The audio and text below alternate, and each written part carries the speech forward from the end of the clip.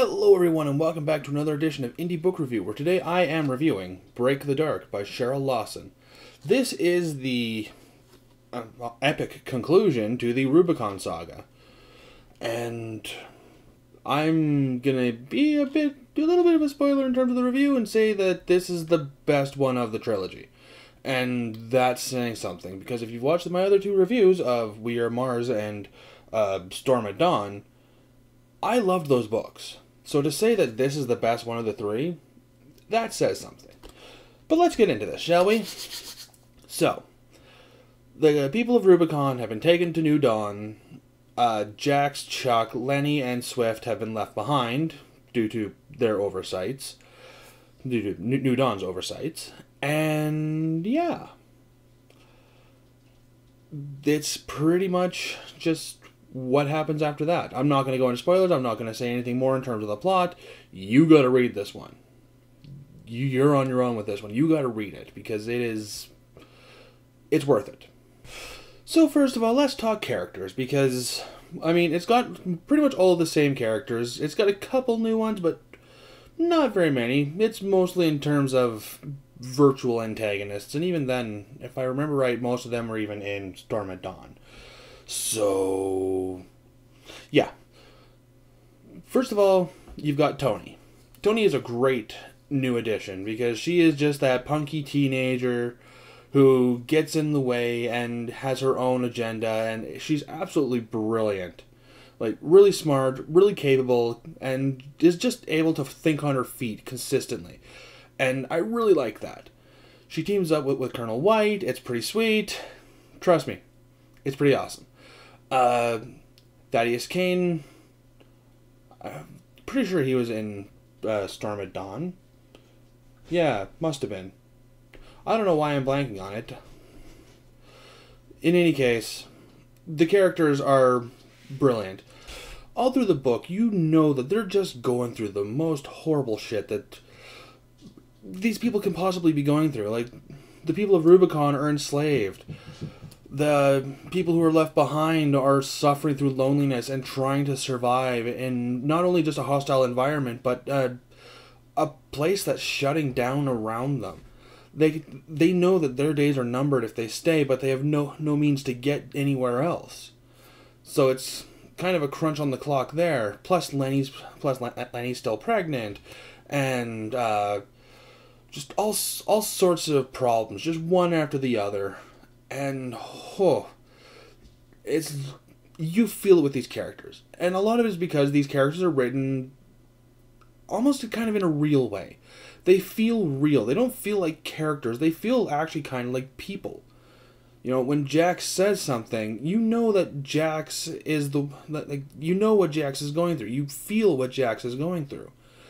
And it's not just because you're being told what Jax feels, but it's because there's a certain amount of empathy that comes with it. You know, you feel Jax as a real person, and as such, when he goes through something, it hits just that little bit deeper.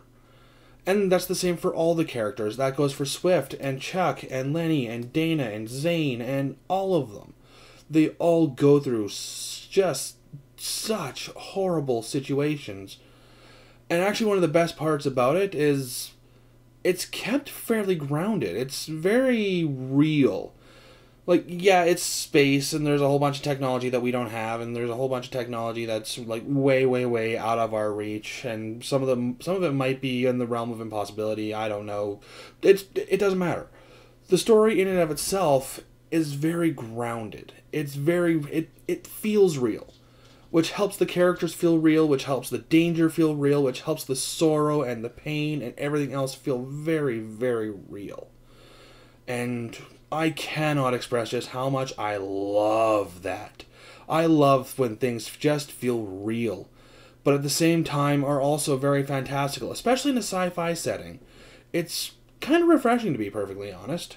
Like, you read a lot of sci-fi and it's kind of no holds barred, or like even hard sci-fi tends to have some fantastical elements to it, like Aliens or something along those lines.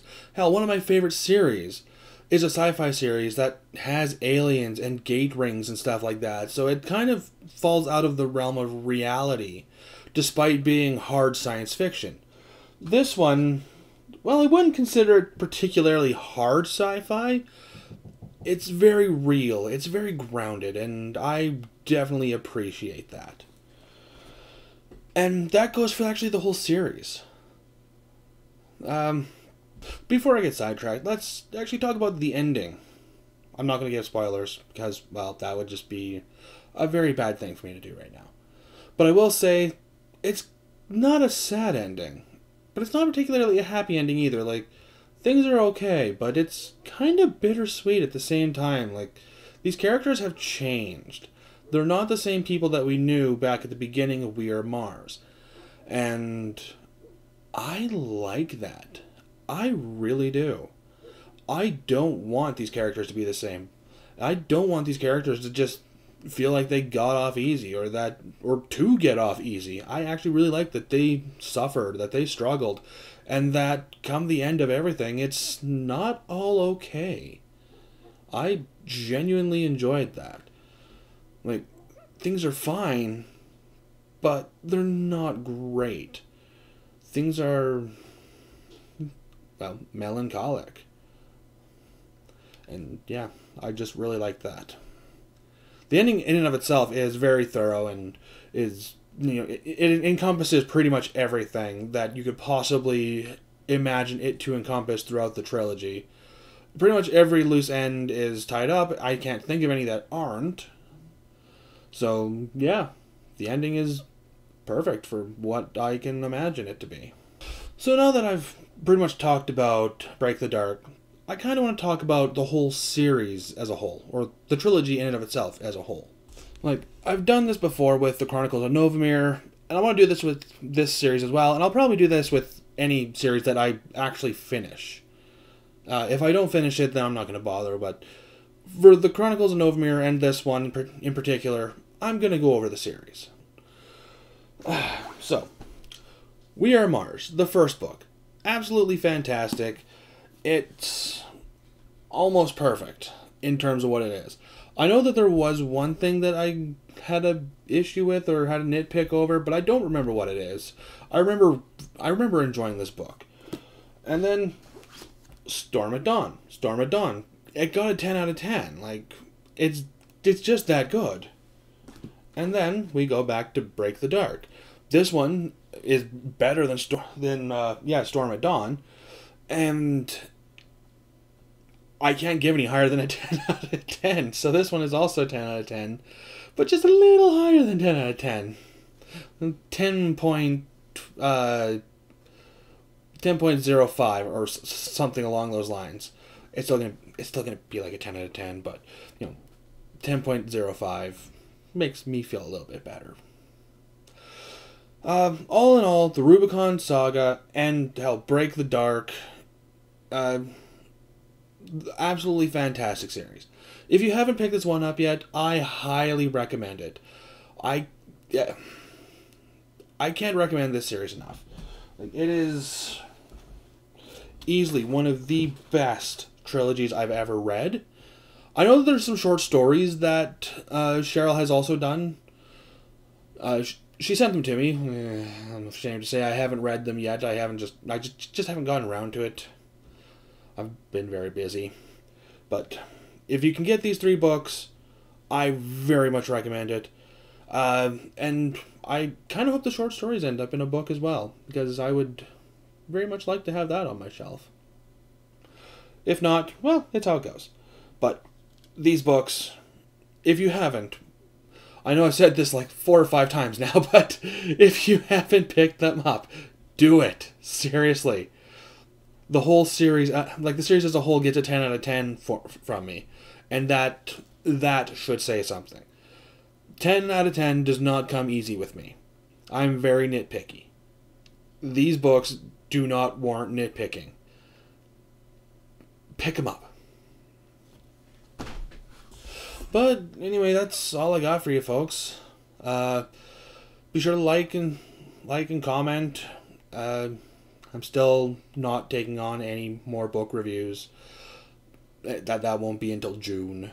Unfortunately, I've got a pile of books that I have to get through, and I'm going to get through them as fast as I possibly can. Hopefully sooner than later I can get through them. Hopefully I'm done them sooner than I'm actually anticipating. Because, hey, that'd be great, right?